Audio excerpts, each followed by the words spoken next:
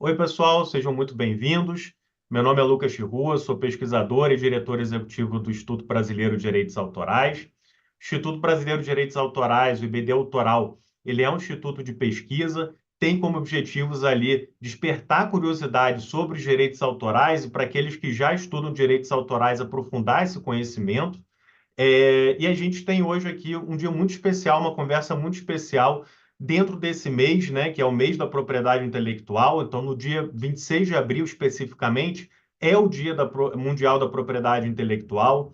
Todos os anos, a Organização Mundial da Propriedade Intelectual, a OMP, escolhe um tema para homenagear os criadores ao redor do mundo e também para refletir sobre o papel da PI no contínuo ali incentivo, né, à criação e a inovação. Esse ano, o tema é PI e música, então nada melhor do que esse timaço que a gente tem aqui hoje para falar sobre o tema. De antemão, já peço também para vocês, quem tiver interesse sobre direitos autorais, segue a gente ali, seja no YouTube, se inscreve no canal do YouTube e também segue a gente nas redes sociais. A gente está no LinkedIn, está no Instagram, só procurar @IBD Autoral, como está aqui no nosso canal, como está na descrição também do vídeo aqui e do áudio aqui do Spotify. Tá? Esse é o oitavo encontro que a gente tem do DA em Debate, então a gente já teve outras mesas, né? A gente já teve uma mesa falando sobre música, a gente teve algumas mesas falando também sobre o papel das mulheres no direito autoral, e tantos outros temas ali que são caros aos direitos autorais e que hoje, por exemplo, estão muito quentes, né, nessa discussão, como o caso da inteligência artificial. Então, quem tiver interesse, quem tiver curiosidade, no nosso canal do YouTube, a gente disponibiliza ali os vídeos dos encontros passados. E, sem mais delongas, queria apresentar então aqui as estrelas aqui que estão no nosso palco hoje. E a gente tem aqui conosco o Léo Morel. O Léo é mestre em políticas públicas pelo PEPED da UFRJ, é músico, um grande batera, pesquisador e analista de mercado, A&R Manager na Trattori e autor de diversos livros e artigos sobre música e também sobre direitos autorais. Conosco também a Dani Ribas, que é doutora em Sociologia pela Unicamp, diretora da Sonar Cultural Consultoria e coordenadora do Instituto Abramos, autora de diversos livros e artigos também sobre o tema. E a gente tem também o Márcio Buzelin, que ele é autor, é artista, né? Ele é tecladista, compositor ali da banda Jota Quest e está aqui para nos brindar também com um pouco da visão daqueles que trabalham ali na música, no dia a dia. Hoje, inclusive, em turnê, então acho que o momento também não podia ser melhor. Então, para começar o nosso debate, a gente gostaria de saber de vocês um pouco mais sobre a remuneração dos artistas, autores, produtores, e principalmente considerando essas dinâmicas do ambiente digital, especial das plataformas de streaming, né? Como a gente assegura que parte substancial desse dinheiro chegue às pessoas físicas, aos compositores, aos artistas, aos músicos, e não parem na mão de diversos intermediários ao longo dessa cadeia, né? Então a gente começa falando com a Dani um pouquinho a partir da posição, né, dos autores e artistas dentro dessa cadeia. Como você vê essa questão, Dani? Bom, primeiro, bom dia para todo mundo. Um prazer enorme estar aqui. Obrigada pelo convite. Bom rever amigos e retomar contatos. E obrigada pelo convite. Bom, a gente pode dividir essa resposta em a resposta simples e a resposta complexa. A resposta simples, eu acho que tem uma única palavra que poderia trazer né, uma resposta para essa complexíssima questão, que é transparência. Né? Não dá para pensar em remuneração para titulares, né, para autores, para artistas, para músicos, se não houver transparência no meio digital, né? Essa é a resposta simples, porque óbvio que essa resposta exige mais detalhamentos e mais considerações. Vou tentar fazer algumas aqui sem abranger a totalidade dos temas que a gente poderia falar, porque esse tema é muito complexo, e embora o streaming seja uma tecnologia que foi adotada pela indústria em 2008 e tenha chegado no Brasil em 2013, a gente não discutiu suficientemente todos os aspectos, né? Então, por isso que é uma discussão aprofundada e que eu só vou tocar aqui nos pontos que eu acho mais críticos, né?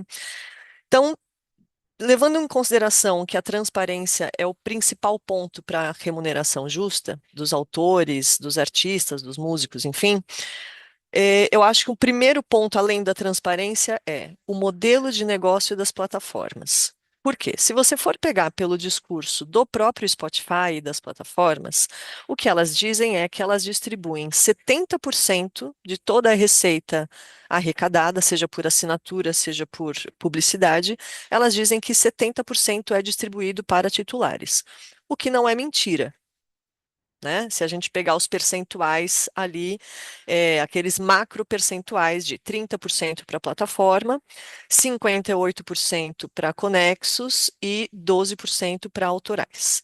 Então, 58 mais 12 dá 70, e é isso que é dividido para os titulares. Mas como é que pode, se 70% é distribuído para titulares, todos os titulares reclamarem que esse dinheiro não está chegando, né?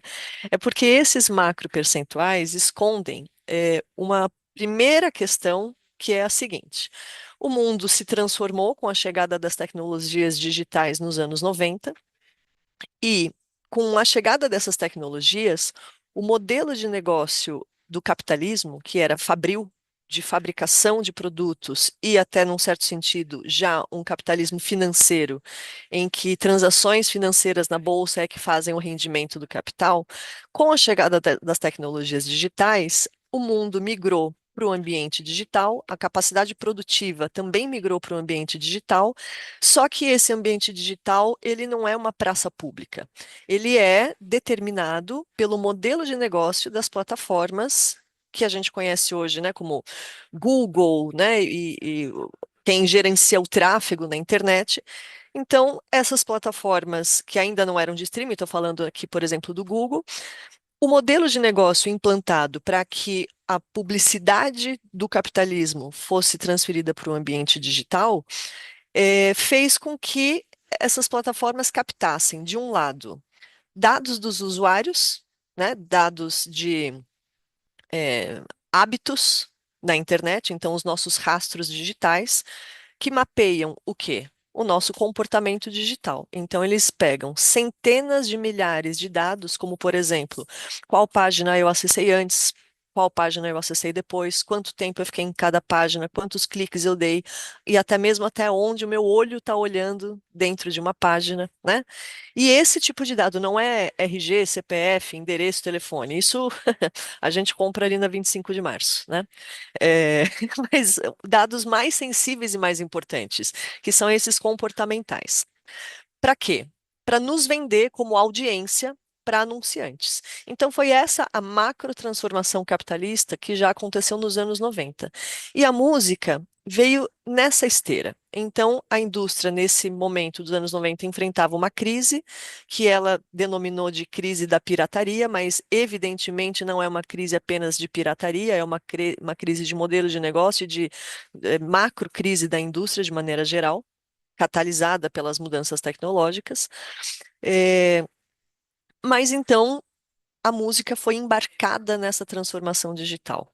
E quando a gente, diante dessa crise da indústria, vem as soluções apresentadas pelas plataformas de streaming, a indústria reluta um pouco em adotar o modelo, mas finalmente adota esse modelo.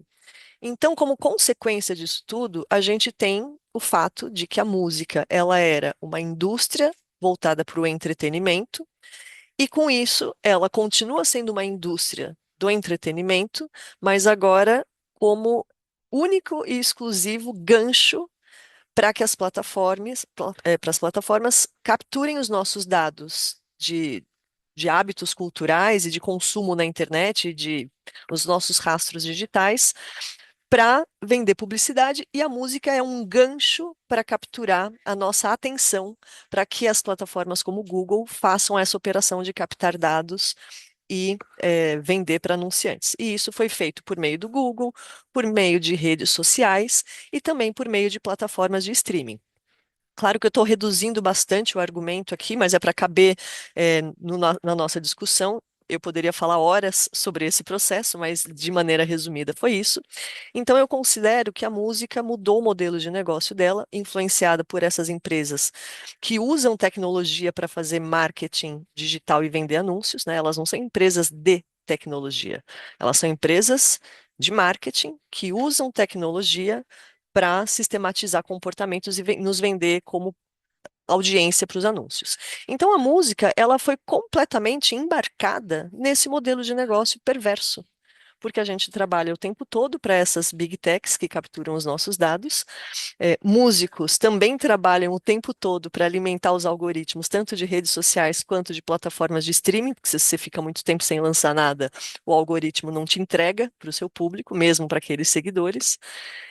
Então, eu acho que essa é a grande mudança da indústria que faz com que a música custe muito barato hoje. A propaganda do Spotify é música do mundo todo no seu bolso. Só que a gente paga R$ 29,90 uma assinatura, ou R$ 35,90, ou se é uma assinatura familiar, como é o meu caso, que são 5 pessoas que estão embarcadas numa mesma assinatura, a assinatura, agora já não me lembro o preço, mas acho que é em torno de R$ 50.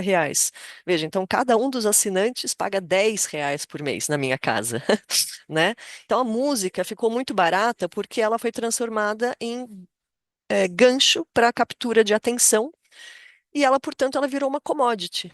Não só um entretenimento, mas agora também uma commodity. O que que é uma commodity?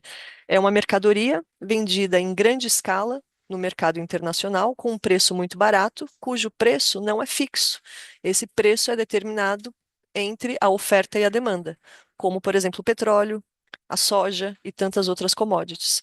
Então, a música, o modelo de negócio pro rata das plataformas, que a gente coloca, né, de um lado tudo que foi reproduzido, de outro tudo que foi arrecadado, divide uma coisa pela outra para dar o valor unitário do play naquele mês, multiplicado pela quantidade de plays que você tem. Isso é um cálculo de commodity. Ela é o fruto de uma divisão entre oferta e demanda, multiplicada pela quantidade de vezes que você tocou na plataforma. Ou seja, esse modelo de negócio não é feito para remunerar música. Ele é feito para usar música como gancho para nos vender como audiência para publicidade online. Então, isso não é transparente, né? Porque esse modelo, embora nós da indústria saibamos que funciona assim, basta você perguntar para a família de qualquer um de nós aqui, talvez não, minha família não, porque minha família agora já está cansada de ouvir eu falando desse assunto, ela sabe como funciona. Mas, por exemplo, eu sou professora, dou aula. E depois que meus alunos entendem esse modelo de negócio, eles vão comentar com os pais de por que que música não dá dinheiro, né? Os pais pagam a faculdade de música para o aluno, mas o aluno fala: Olha, pai, infelizmente o streaming não vai dar dinheiro. E os pais se recusam a acreditar, porque a música é uma indústria multimilionária, que os ícones de sucesso estão aí o tempo todo mostrando a sua riqueza e a sua fortuna. E aí os filhos, quando sabem disso tudo, contam para e os pais sequer acreditam que o modelo de negócio é esse e que música no streaming só dá dinheiro para alguns e não para todos, né? Então, esse modelo de negócio, por mais que nós da indústria saibamos e o conheçamos, a sociedade não conhece. Então, falta transparência até mesmo nesse nível mais básico, que é o de mostrar como a indústria se remunera hoje, né? Quanto mais em relação ao caminho do dinheiro lá dentro. Spotify e plataformas ficam com 30%, 58% são de direitos conexos, o que seria bastante razoável para detentores de direitos conexos, né, que são produtores, intérpretes e músicos, mas o que acontece é que, como esse ambiente não está regulado, e regulamentado e, portanto, não valem os percentuais da execução pública, né? Inclusive a entidade agora para a qual eu trabalho, eu estou falando inclusive da sede da Abramos, que faz a gestão coletiva de direitos autorais, né, em execução pública, eh, mas esse ambiente digital não é regido pelas mesmas regras da gestão coletiva, fazendo a captação e pagamento de dinheiro na execução pública.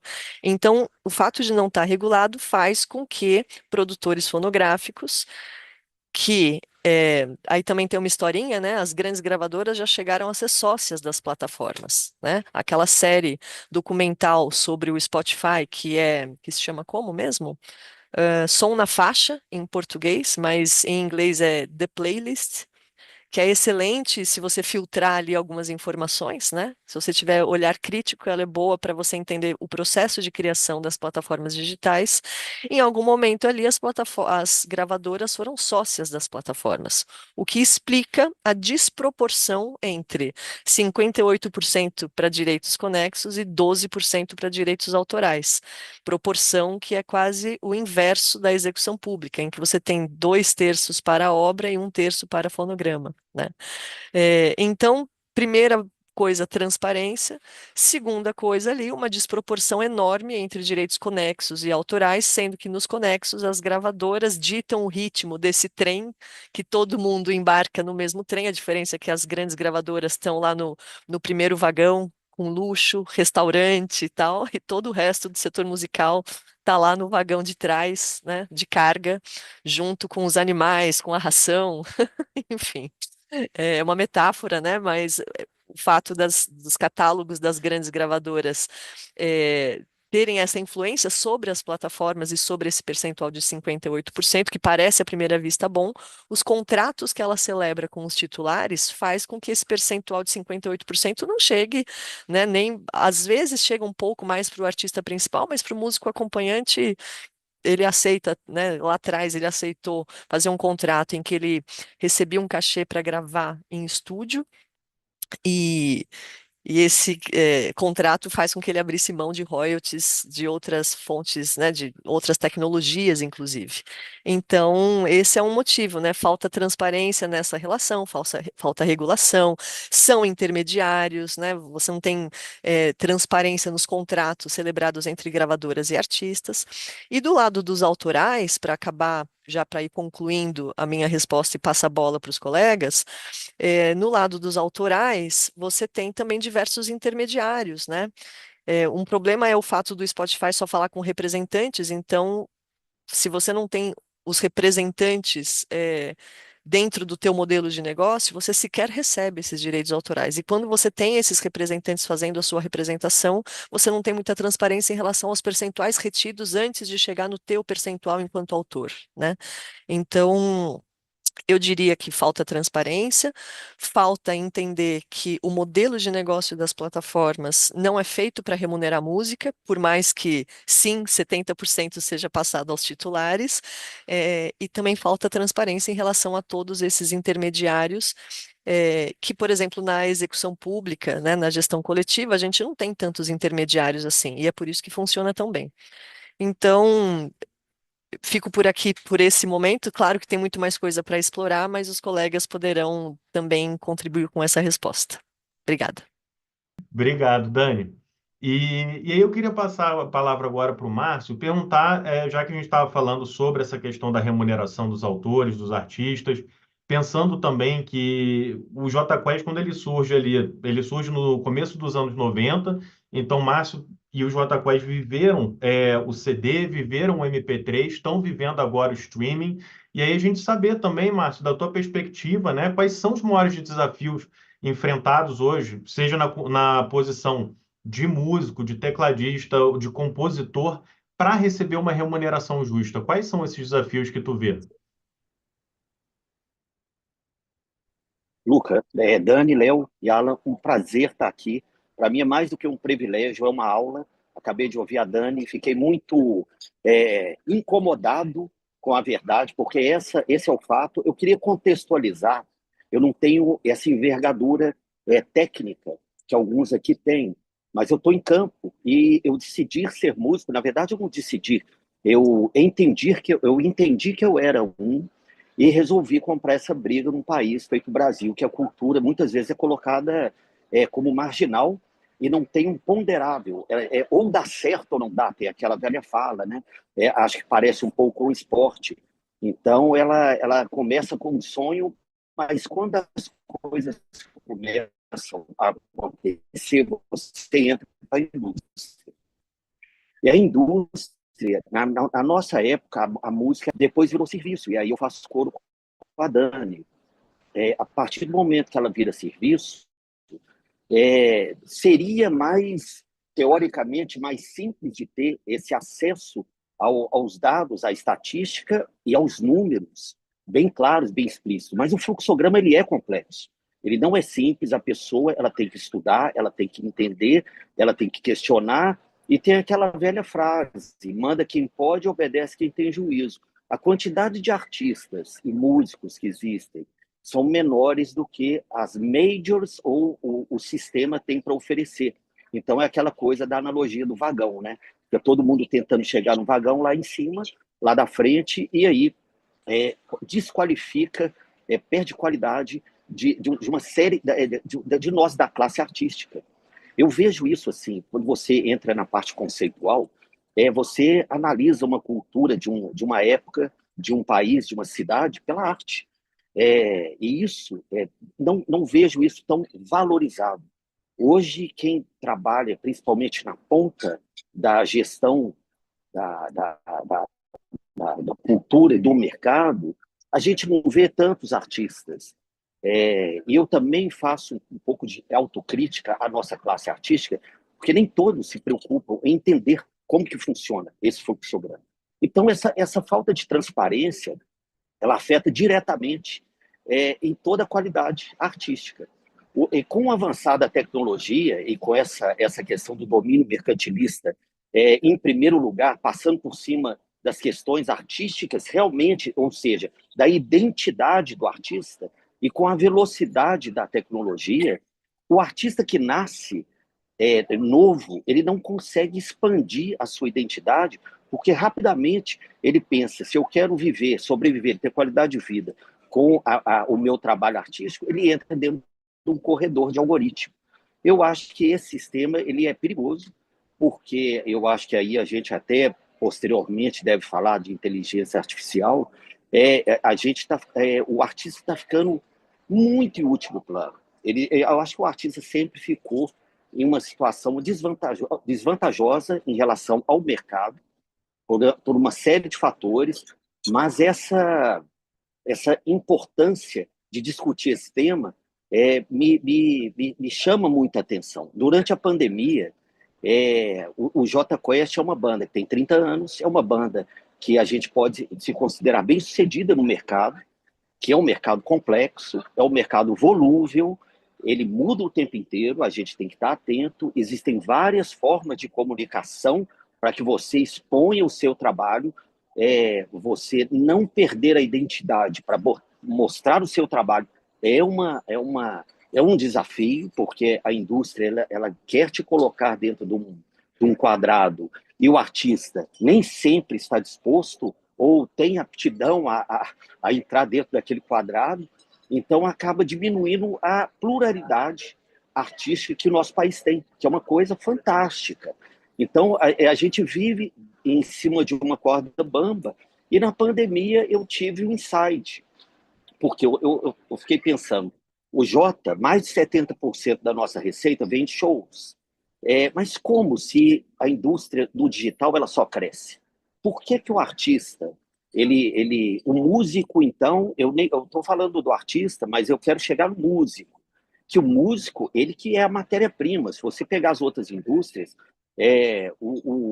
quem cria a matéria-prima, o primeiro, a indústria 1, ele é muito bem remunerado. Na indústria artística, não.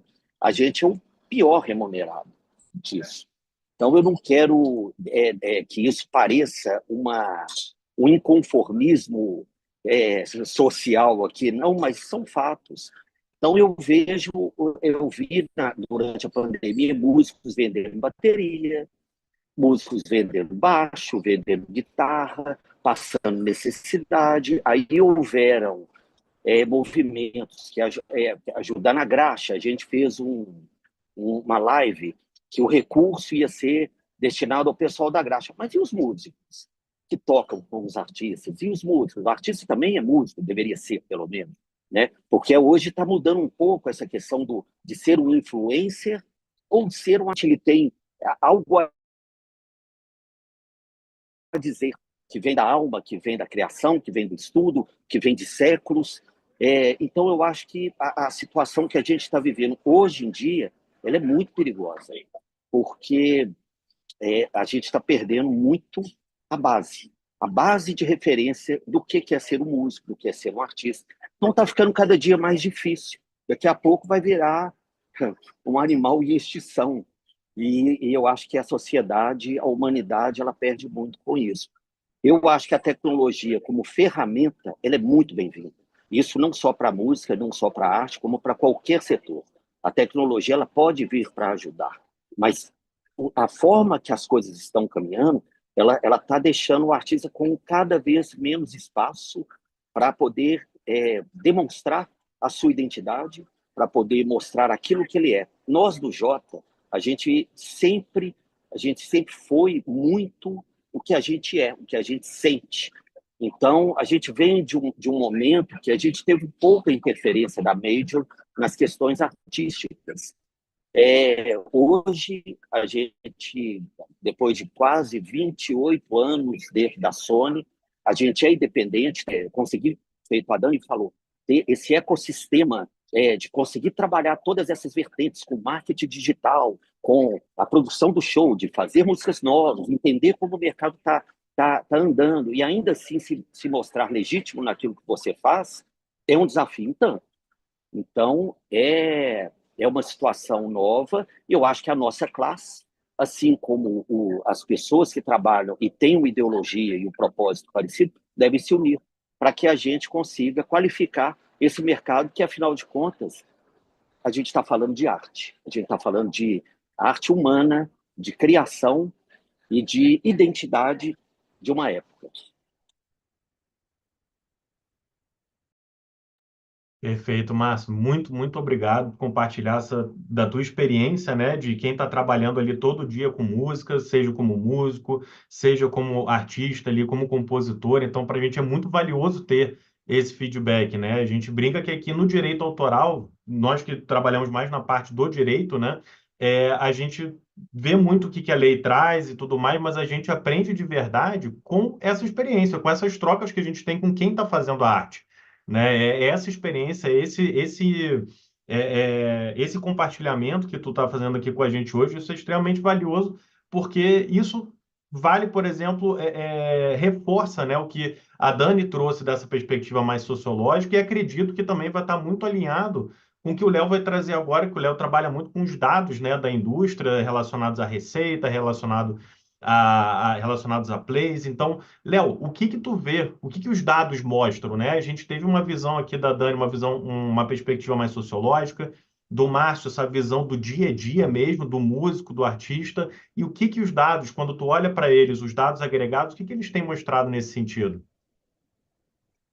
Bom, Luca, primeiramente quero agradecer o convite. Para mim é sempre uma felicidade estar próximo, participar dos eventos do IBDA e hoje especialmente num podcast, enfim, num programa tão incrível com pessoas tão formidáveis. Dani Ribas, querida amiga, colega de pesquisa, enfim, junto comigo aí uma das batalhadoras aí na área musical, na área da pesquisa musical, né? O Márcio, uma referência da música brasileira, da música pop, obviamente acompanho de longa data como admirador e também um pouco próximo por ter meu irmão mais velho, que é mais ou menos da mesma geração, né, da mesma época do Márcio, meu irmão Sérgio Morel, um dos fundadores do LS Jack.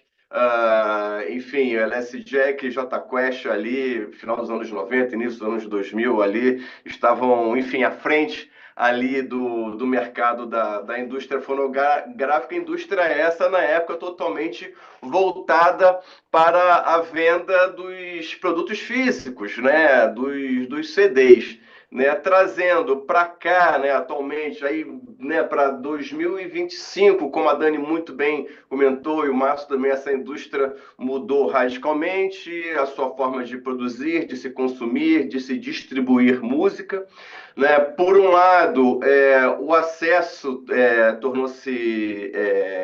foi facilitado, né? Nunca foi tão fácil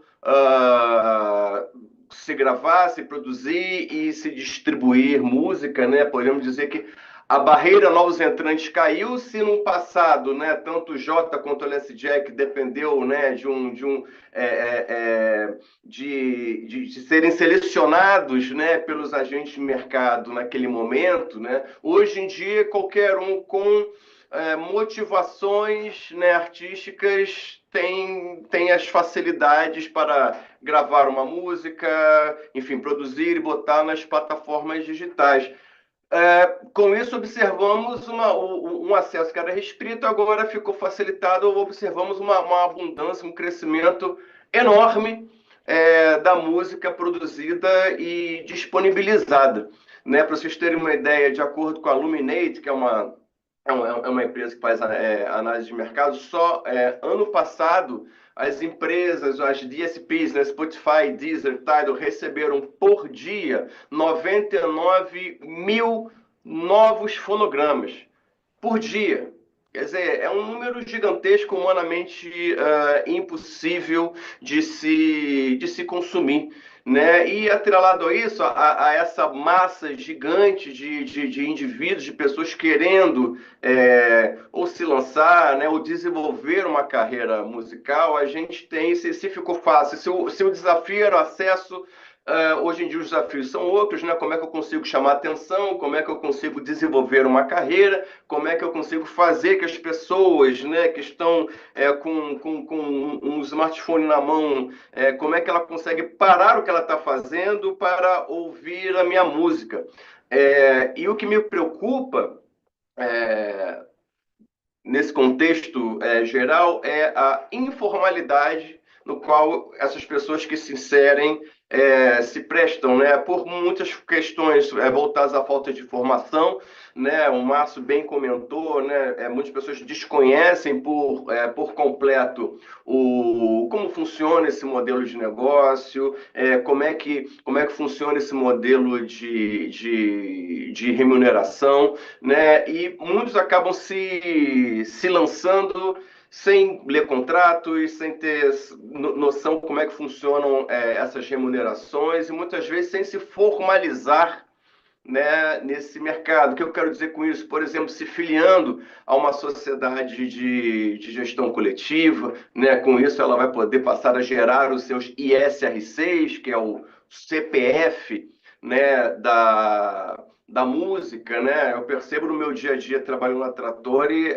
isso eu diria quase uma epidemia, né? Assim, as pessoas querem já ver as suas músicas no Spotify, mas se esquecem de todo esse trâmite burocrático que é mais do que necessário, né? Querendo ou não, um patrimônio que você está criando e desenvolvendo e deixando, e às vezes nessa ânsia de botar as músicas, etc., elas acabam deixando de lado toda essa parte, né, essa parte informativa que é mais do que necessário para o desenvolvimento de uma carreira.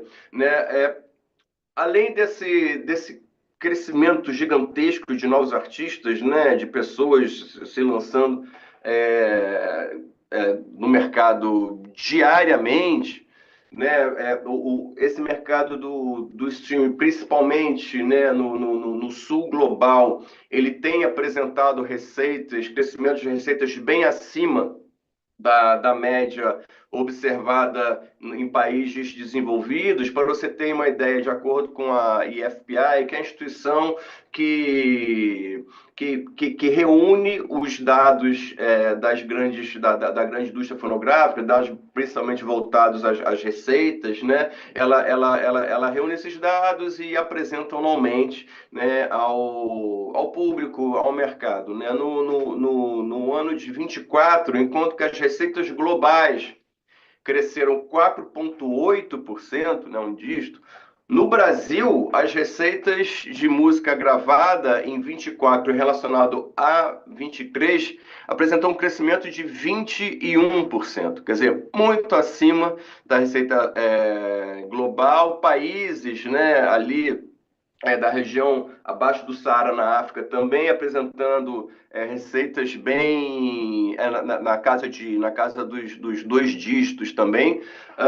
Esse cenário, obviamente, acaba gerando otimismo, e esse otimismo a gente observa não só nos artistas se inserindo no mercado, querendo desenvolver, mas também em agentes de mercado, né, como, por exemplo, os selos e gravadoras.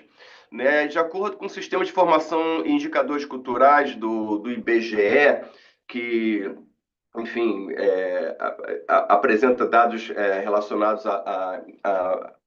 bom, diversos dados, mas um que eu acho bem específico são os dados relacionados ao número de empresas ativas que desempenham, dentro de suas atividades, gravação e edição musical, ou seja, uma gravadora, né?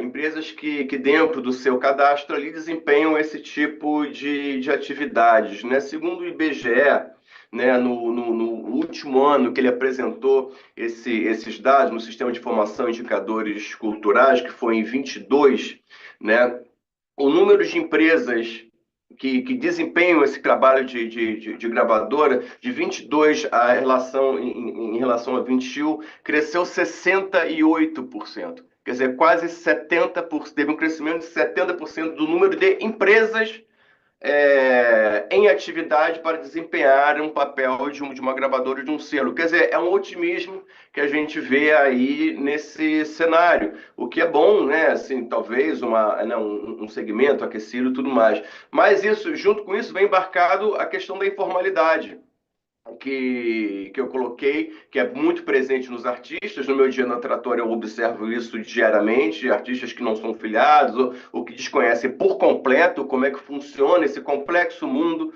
da música gravada no universo do streaming, mas isso também está presente nesses agentes de mercado, selos e gravadores que estão se lançando aí, né, abrindo seus negócios, querendo gerar negócios e desenvolver carreiras, né, a partir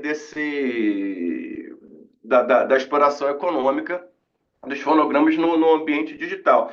Essa informalidade está presente na ausência, por exemplo, de apresentação de contratos, quer dizer, aí artistas que firmam acordos, enfim, um acordo, né, um contrato de boca, né, um contrato, sabe, na emoção, com determinado selo, né, selos que prometem, né, mundos e fundos, enfim, e nada disso acaba acontecendo. Não quero dizer, não estou demonizando os selos, mas assim como em qualquer segmento profissional, né, existem os profissionais sérios e profissionais picaretas.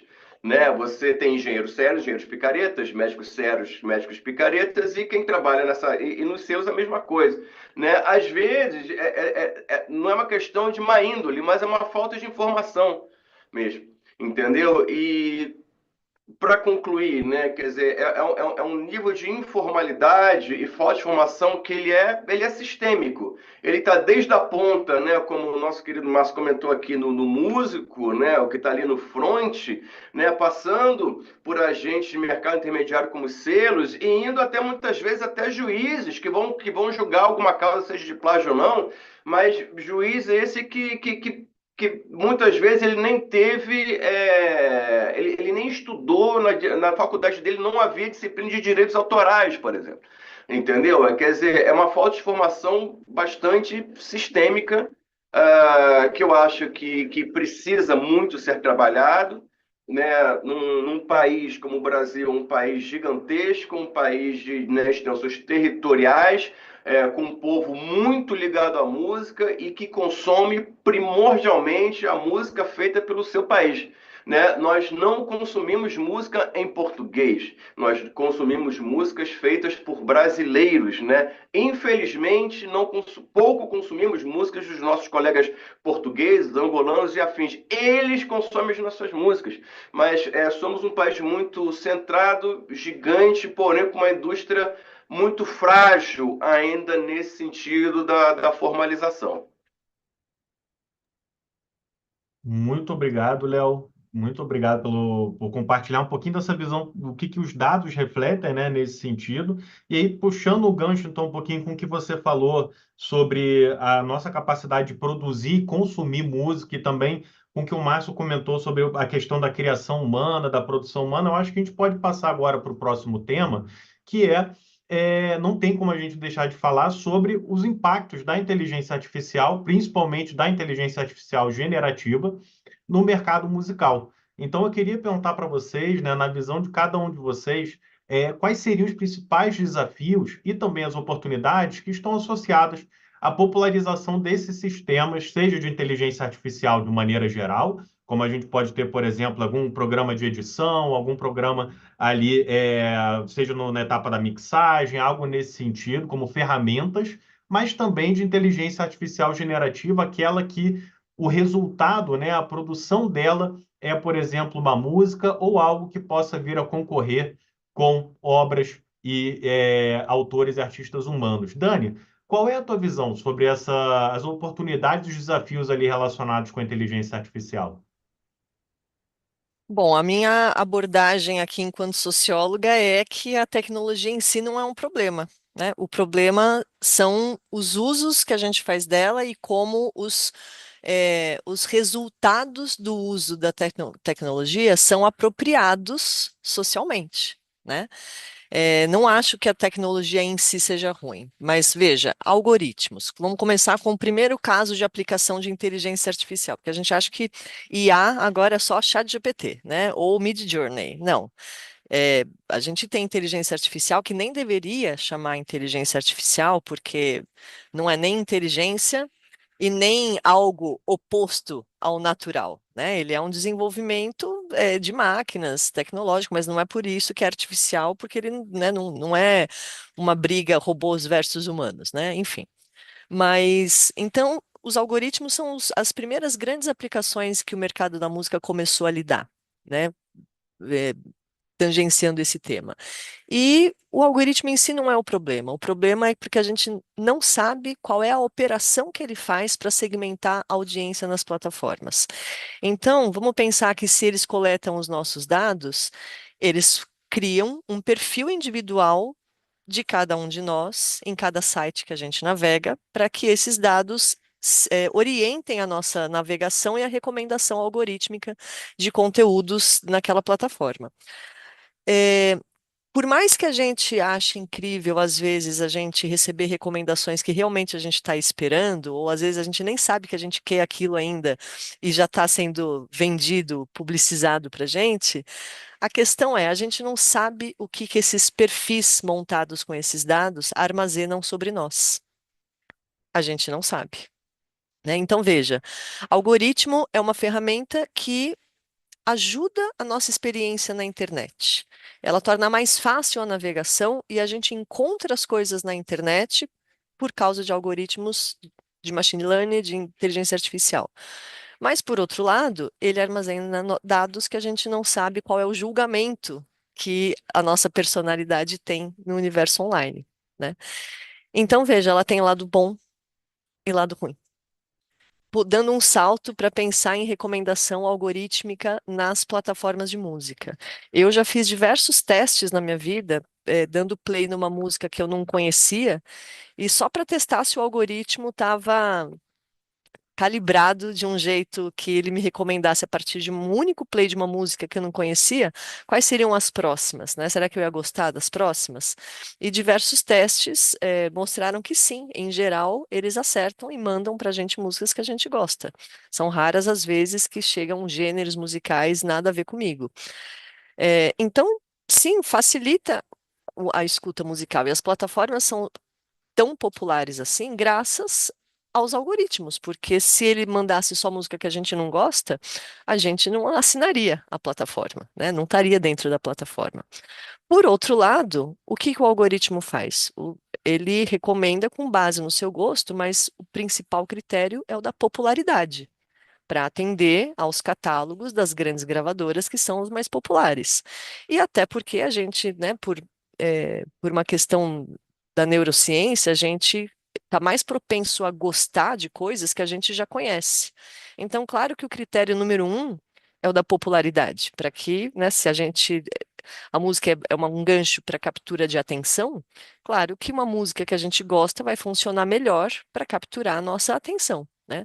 Mas o ponto negativo disso, né, que o positivo é a comodidade da escuta, né? Quem fazia festinha nos anos 80 e 90 sabia quão chato era você ter que até o aparelho trocar de música durante uma festa, né? Trocar de lado do disco, ou depois trocar o CD. Aí chegaram aqueles carrosséis que tinha 5 CDs ao mesmo tempo, mas uma hora acaba, né? No Spotify a música é infinita, então é muito cômodo. Por outro lado, isso, se ele só recomenda aquilo que a gente já tem uma chance maior de gostar, significa que a gente está sendo reduzido a apenas aquilo que a gente gosta.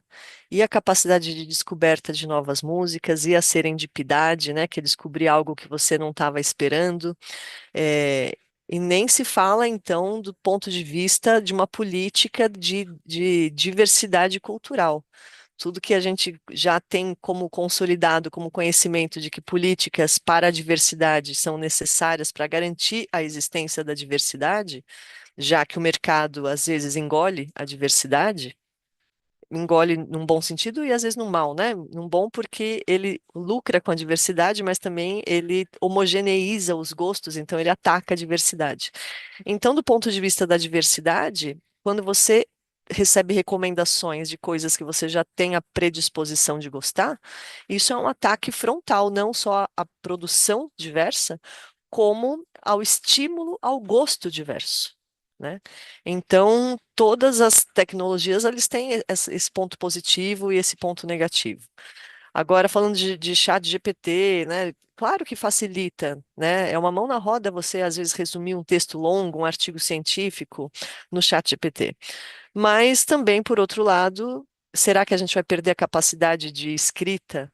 Porque a gente já não precisa mais fazer resumo, a gente não precisa mais organizar tópicos em forma de texto, porque o chat GPT faz isso?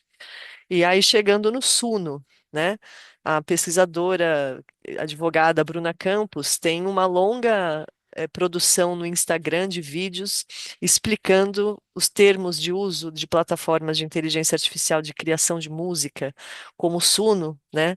Então, para quem está assistindo aqui, eu não vou repetir os argumentos da Bruna, basta buscar os vídeos dela no Instagram, é Bruna Campos o perfil, mas ela diz que além de ser a gente não sabe quais são as bases de dados que estão alimentando o Suno e, portanto, existe uma infração aí de direitos autorais.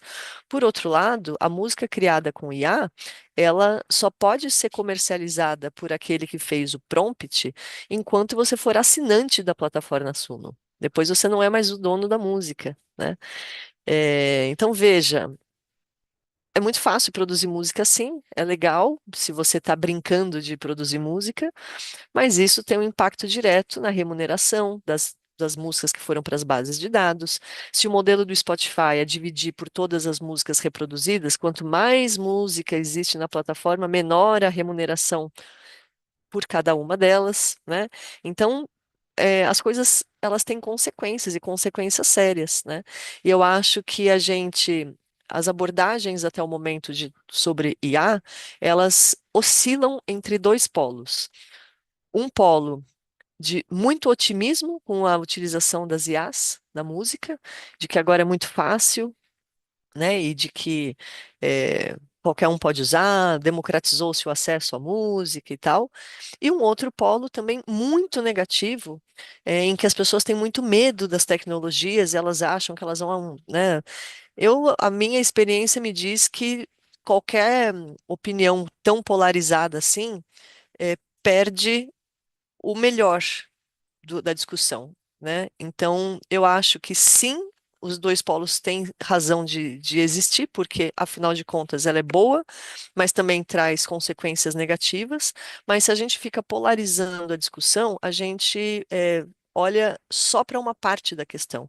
O ideal seria a gente entender esse tema com a sua complexidade toda, olhando aspectos tanto positivos quanto negativos, e buscasse um meio termo que fosse um meio termo regulado, para que a gente saiba o que está acontecendo, qual é a operação realizada pela inteligência artificial em cada uma desses casos que eu apliquei aqui, é, que a gente saiba quais são as variáveis dessa operação da inteligência artificial, que isso não sirva apenas ao modelo de negócio das Big Techs, mas que a sociedade também se aproprie do resultado das tecnologias, assim como é na ciência, né? Quando um cientista cria uma vacina, não é só o cientista e a empresa dele que lucram, é também a sociedade que fica imunizada, né? Porque existe uma regulação para fazer esse tipo de coisa, né? As patentes de remédios, elas caem depois de não sei quantos anos, os sistemas públicos conseguem fazer compras de medicamentos quebrando patentes de medicamentos. Então, tudo que é regulado, você tem um uso justo em que a sociedade também se apropria das conquistas. E o que está acontecendo com a IA hoje é que ela ainda não está sendo apropriada no sentido dos ganhos dela estarem sendo colocados a favor da sociedade. No que eu tenho visto, ela ainda está uma discussão muito polarizada e que a gente está longe de chegar a um consenso.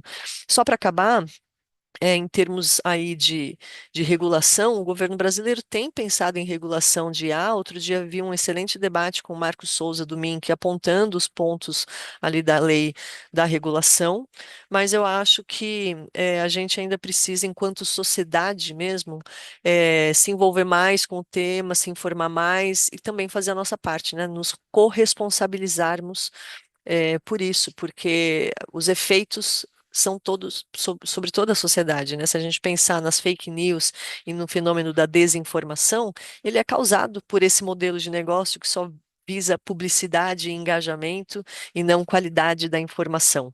Né? Eu já disse isso para o Marcos Souza do MINC, vou repetir aqui. A gente ainda está numa fase de como na sociologia a gente diz que quando, lá na época da Revolução Industrial, que não tinha regulação do trabalho, que as pessoas trabalhavam 16 horas por dia, sem benefícios, que as crianças eram usadas como mão de obra para limpar máquinas, perdiam os dedinhos limpando as máquinas. Isso na sociologia a gente chama de acumulação primitiva do capital. É um primeiro ímpeto de acumulação a partir de uma tecnologia em que nenhuma relação está regulada, né? A gente está vivendo uma acumulação primitiva do capital de novo. Só que nesse caso as máquinas não são mais as máquinas tecelãs, são as máquinas de inteligência artificial. E a gente está naquele momento em que todo mundo trabalhava 16 horas sem férias, sem remuneração do dia livre, sem previdências, sem direitos trabalhistas, enfim, a gente está vivendo esse momento, só que na IA. Muito obrigado, Dani. E chamou atenção, alguns pontos chamaram atenção, né, da tua fala. Um deles é referente a esse volume de obras, volume de faixas, né, que a gente tem nas plataformas e que são geradas por IA. Inclusive, essa semana saiu, eu até puxei aqui para ver o percentual certinho, mas saiu uma notícia falando que no Deezer, músicas geradas por IA representam 18% de todas as faixas que estão no Deezer. É uma notícia que eu vi aqui compartilhada da Reuters, né, compartilhada pela CNN, e aí comentando que 20 mil faixas geradas por IA são carregadas todos os dias só nessa plataforma, só no Deezer. E também a importância que tu trouxe, né, da gente se atentar aos termos de uso dessas plataformas.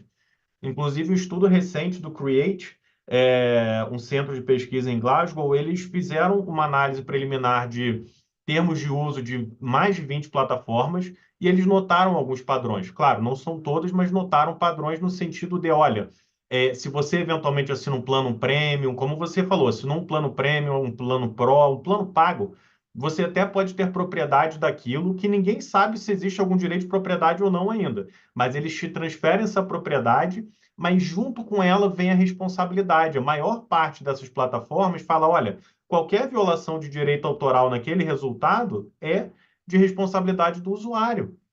E, ao mesmo tempo que alguns termos falam explicitamente, olha, a gente não pode garantir a precisão, a legalidade do resultado que é gerado.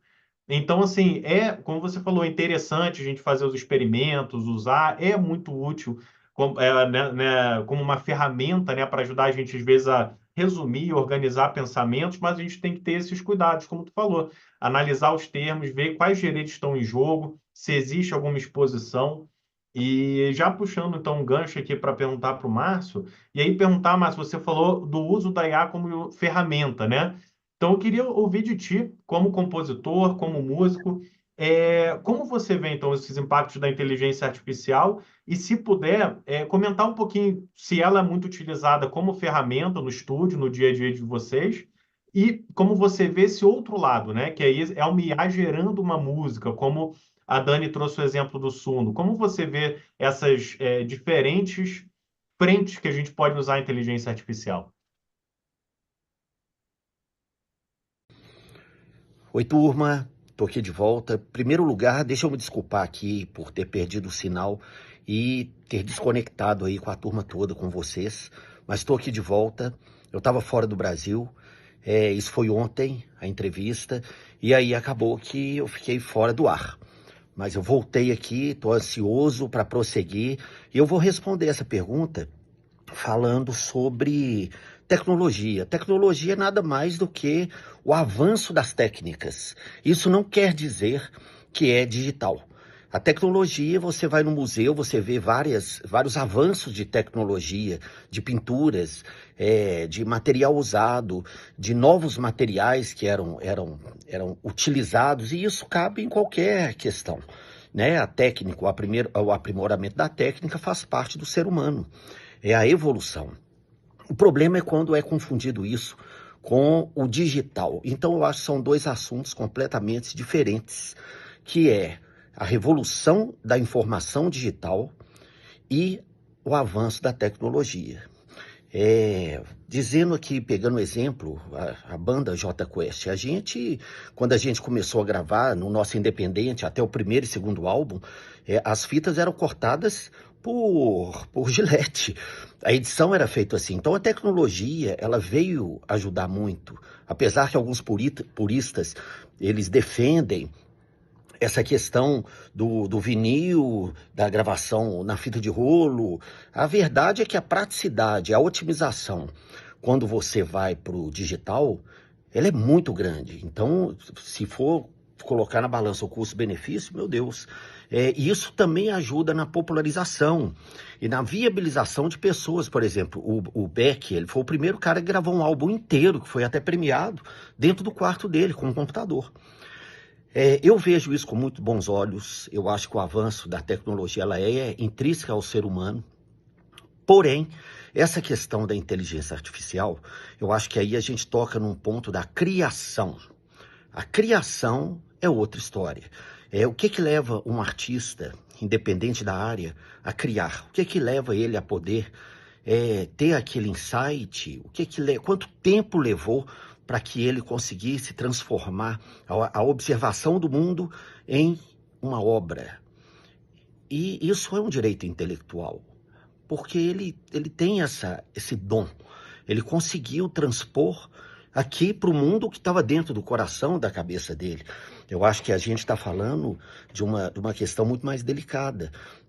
Quando a inteligência artificial pega como referência obras geniais e obras populares, enfim, pega as bases de referência de criações humanas, não era mais do que correto que elas fossem citadas como base de referência para aquelas criações? Eu acho que existe um conflito de interesses entre o mercado e a questão mercantilista das Big Techs e a criação da espécie humana, do ser humano, aquilo que que marca a nossa história, que é a arte. Eu tive ontem no Museu Moco, em Amsterdã. Pelo amor de Deus, gente, aquilo dali é uma das coisas mais ricas. Faz a gente questionar muita coisa. A gente evolui, o ser humano evolui com os questionamentos, com os seres inquietos que insistem em achar uma nova situação daquilo que a gente consegue ver que já está em decadência e acaba gerando caos. Será que a inteligência artificial ela vai atingir esse nível de aquela centelha de criação, de consciência, de questionamento? Será que isso vai acontecer? Eu penso, sinceramente, isso é uma opinião minha, que isso é muito perigoso. E eu acho que isso é negativo. Você valorizar a nossa própria espécie. Será que o ser humano está tentando virar máquina e a máquina está tentando, tá acabando com o ser humano e tomando o lugar dele? Posso parecer assim, uma teoria da conspiração, não quero parecer, tem aquela música do Belchior, É você que ama o passado que o novo e que não vê que o novo sempre vem, né? Eu acho que o novo é muito bem-vindo, mas exige uma cautela quando começa a tocar em determinados pontos. Sou um entusiasta realmente da tecnologia. Eu toco teclado, eu uso teclados de várias gerações, desde a década de 60 até os mais novos, que tem umas tecnologias super granulares. Eu acho que esse conjunto é muito importante, mas não vamos perder a essência, né? Porque se a gente perder a essência, eu acho que é um caminho sem volta. Mas, enfim, é um tema para ser discutido. Léo, então, da tua visão, né, quando a gente fala de uso de inteligência artificial no mercado musical e também, se quiser compartilhar a tua visão como músico também, como tu vê o emprego na inteligência artificial nesse meio aí, a gente também, às vezes, traçando até essa diferença do uso como uma ferramenta e dessas tecnologias generativas que acabam gerando, por exemplo, letras, arranjos, canções, né, de uma maneira geral, músicas completas, né, entre aspas. Como você vê, então, a inteligência artificial no mercado musical, Léo? Bom, Lucas, concordo totalmente, né, com a que a Dani falou. A questão da regulação ela é urgente, né, num momento como esse, até para ilustrar, né, um caso que eu pessoalmente acompanhei dentro da Trattori, né, distribuidora 100% brasileira.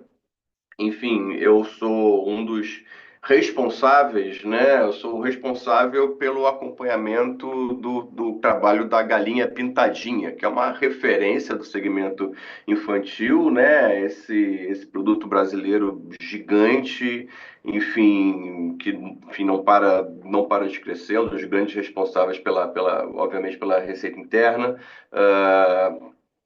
Muito visado no mercado brasileiro, porém pouco conhecido internacionalmente, apesar da Galinha Pintadinha ter as suas músicas traduzidas para diversos idiomas, como japonês, alemão, francês, italiano, enfim, vários idiomas, mas ainda é uma marca pouco conhecida fora.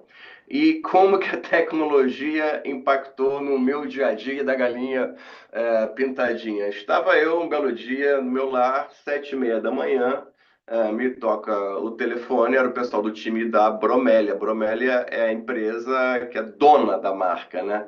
Da Galinha Pintadinha, me informando que havia aparecido no perfil da Galinha Pintadinha um álbum e singles no nome da Galinha Pintadinha, mas completamente, enfim, não eram originais, né? Por exemplo, Borboletinha, Upa Cavalinho, Patinho Feio, e até em inglês, Dancing Dinosaurs, né? Surgiu isso no perfil da Galinha Pintadinha. Imagina como é que foi, né? Enfim, todo o trâmite para a gente começar a solicitar a derrubada disso. Além de você ter de preencher diversos formulários em cada uma dessas plataformas, solicitando a derrubada, informando, etc., você faz quase um trabalho investigativo para ver de onde veio e tudo mais. Descobrimos que esse material foi sim criado por inteligência artificial e ele foi enviado através de uma distribuidora baseada na Inglaterra. Ou seja, pessoas, né, de má índole, entendendo essas fragilidades. Olha, alguém da Inglaterra talvez não conheça Galinha Pintadinha. Se alguém aqui tentar utilizar algum outro serviço de distribuição em nome da Galinha Pintadinha, com uma faixa da Galinha Pintadinha, provavelmente as pessoas, né, por uma questão de trabalhar no dia a dia, conhecem para Galinha Pintadinha, é isso mesmo? Né? Vamos checar se tem autorização ou não. Mas, né, enfim, fora do país, esse controle se torna mais difícil, né? Quer dizer, além de ter que contactar e explicar essa empresa que essas músicas não eram músicas originais e deveriam ser retiradas do catálogo. Enfim, tive o papel também de explicar as plataformas algumas plataformas de streaming, né, que a Bromélia era a única detentora da marca. E o uso por terceiros é totalmente proibido. Chegou ao ponto de eu ter que enviar print do registro deles do INPI. E mesmo assim recebi resposta dizendo: não temos informações suficientes para saber se podemos retirar do ar ou não. Ou seja, frente a todas essas questões, né, que Dani e vocês todos pesquisam, ainda temos todas essas fragilidades do mercado, que assim, uma pessoa com uma má índole, ela se utiliza, né, ela se aproveita dessas fragilidades para tentar, obviamente, lucrar, né? Você colocando uma música no perfil da Galinha Pintadinha, obviamente aquela faixa vai tocar, né? Enfim, é um catálogo que toca muito diariamente, né? Quer dizer, eles pensaram direitinho, né? Se eu botar pelo Brasil, vão embarrear, mas se eu botar lá para fora, vai ser mais difícil. Conseguimos, sem retirar, mas assim, depois de bastante trabalho, com vencimento, eu tive até que printar, né, a logo, né, da Galinha Pintadinha original e a logo que foi criada para mostrar. Eu tive que literalmente desenhar, né? Olha só, olha o single pirata como é que é, e olha o original como é que é, tem diferença, entendeu? Eu tive assim que, sabe, traçar o beabá, né? O que eu quero dizer com isso? Eu acho que também, além da regulação, obviamente, temos que também ter essas ferramentas de controle, entendeu? Essas plataformas são poucas que possuem o que eles chamam de eu acho que se chama block list, ou seja, de certos artistas só podem receber fonogramas vindo daquele determinado distribuidor ou agente de mercado, entendeu? Quer dizer, eu acho que o mercado está despreparado como um todo e, obviamente, você tem gente de má índole querendo lucrar em cima desse atual contexto.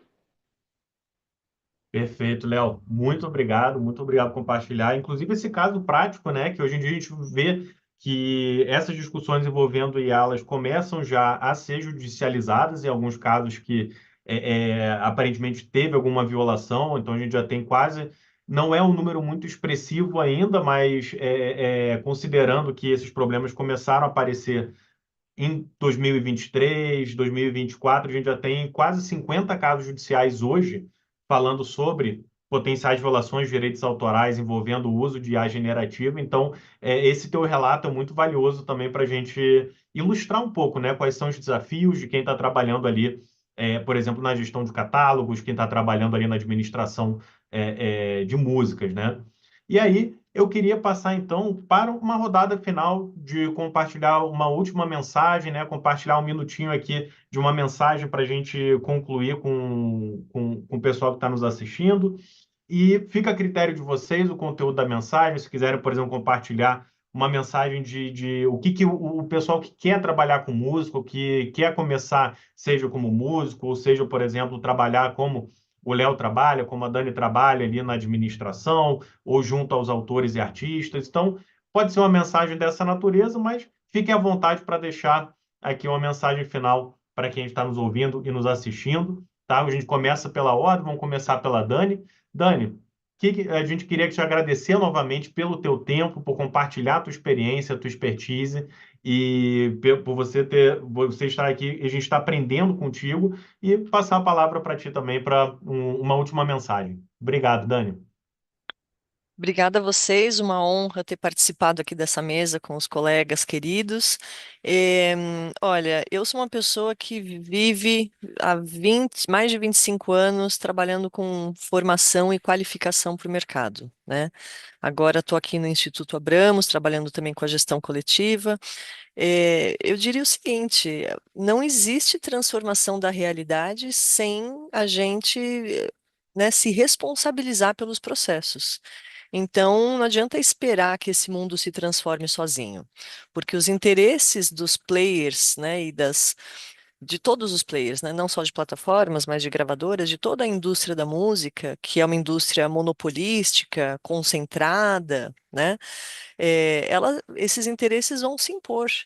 Então, a gente só tem chance de fazer com que funcione para todo mundo se a gente conhecer a realidade, se informar sobre a realidade, então procurar qualificação sobre isso é muito importante. Aí, nesse sentido, esse programa, essa mesa, esse podcast, ele é muito importante porque está compartilhando esse tipo de informação.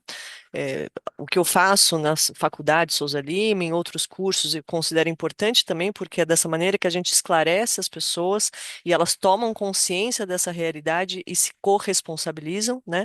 Então, mensagem número um, acima de todas as outras, é procurem a informação de qualidade, se qualifiquem, porque é só com informação relevante e de qualidade que a gente vai se interpor a esses interesses todos e apresentar as demandas da sociedade e né, do ecossistema musical. Tem um dito catalão que diz assim: é, ou jogamos todos ou rasgamos o baralho, né? Por enquanto, não estamos jogando todos, porque nós não temos as mesmas condições de jogo, né, nessa grande mesa de apostas, né? Então, precisa funcionar para todo mundo, porque senão a gente vai rasgar o baralho, né? E para funcionar para todo mundo, a gente precisa de conhecimento e de corresponsabilização. Vou deixar aqui também as minhas redes. No Instagram, eu sou Dani Ribas77. Eu não tenho compartilhado muito conteúdo, está faltando tempo, mas eu procuro sempre comentar os assuntos mais quentes da indústria da música e a pessoa, né, quem tiver por lá vai certamente me ouvir falar desses assuntos todos em outros vídeos, em outros momentos também. É isso, um grande abraço. Muito obrigado, Dani. Obrigado novamente pela participação. Sigam a Dani nas redes para aprender mais com ela, e ouvir também essas análises dos temas quentes que pipocam aí. E com a inteligência artificial, toda semana aparece uma nova questão, né, Dani? Então, isso, o que não falta para a gente no direito autoral hoje, acredito que são esses temas debatidos, essas polêmicas, por assim dizer. E, Léo, o que tu quer deixar então para os nossos ouvintes, para quem está nos assistindo? Qual a mensagem que tu quer deixar para o pessoal? Bom, Luca, primeiro quero agradecer o convite, né? Sempre um prazer estar participando, né, das atividades do Instituto e muito feliz acompanhar o desenvolvimento desse Instituto, que é de grande importância para a música do Brasil, enfim, né, com todas as análises, as reflexões que vocês apresentam. Né? Eu concordo totalmente com a Dani, né, no sentido da capacitação, de preparar profissionais. Né, eu levanto, né, a mesma bandeira que ela, né, eu também trabalho aí na capacitação de profissionais e me deixa muito feliz ver pessoas cada vez mais buscando se capacitar, conhecer o mercado, buscando querer trabalhar nesse segmento. Eu não tive oportunidade de ter essa capacitação quando eu decidi, né, me inserir nesse mercado. Não existia esses tipos de curso que a gente vê hoje, né? Hoje em dia eu tenho o prazer de lecionar em alguns cursos, né? Um curso, por exemplo, é o da Fundação Getúlio Vargas, né? A formação executiva de Music Business, onde temos acompanhado, enfim, a cada edição, né? Um quórum bastante interessante de pessoas ou querendo se inserir ou buscando se atualizar, né? O setor ganha, o mercado ganha. O mercado desenvolvido, ele depende de profissionais capacitados. E também costumo citar, o Lucas, você perguntou sobre um conselho para quem quer se inserir e começar, eu costumo também citar Fernanda Montenegro, quando perguntaram para ela que conselho você dá para alguém que quer iniciar a carreira de ator, né? Ela falou simplesmente: desista, vai fazer outra coisa. Sei lá, vai trabalhar em outra coisa, algum outro segmento profissional. Se passar um tempo, cara, você acordar com aquela, né, se coçando, suando frio, querendo, sentindo saudade de trabalhar com aquilo, e aí mergulhe, né?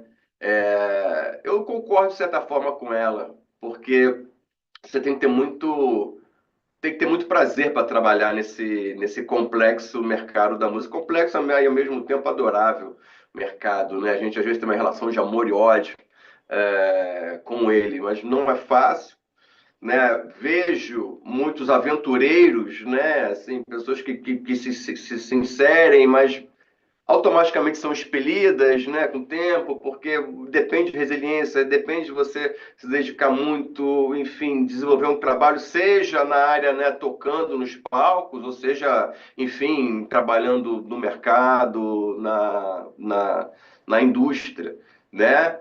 É um conselho que eu dou, pessoas que se inserem nesse mercado, cara, que eu quero ganhar dinheiro, você tá no ambiente errado. Se o seu foco é exclusivamente o fazer dinheiro, vai para o mercado financeiro, vai trabalhar com ações, alguma outra coisa. Assim, esse mercado da música, sim, ele também gera dinheiro, mas a partir de um resultado de um trabalho, né? Quer dizer, vejo algumas pessoas com certas ideias deturpadas, mas acabam não se inserindo, não se desenvolvendo, entendeu? Mas aquelas que buscam trabalhar, se inserir, capacitar e construir uma carreira é o que eu tenho aí de conselho para dar. Conselho muito valioso, Léo. Muito obrigado. É sempre uma alegria poder contar contigo, um prazer trocar essas ideias contigo, aprender contigo, né? Então, obrigado novamente pela tua disponibilidade, obrigado mesmo.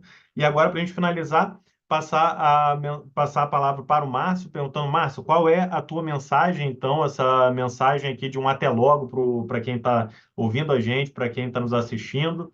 E aí, como a gente falou, seria também muito bacana ouvir de ti, né, como músico, para aqueles que querem ser músicos, que querem começar na música, o que você tem a compartilhar em termos de conselho, de uma palavra final aqui para o pessoal que está com a gente.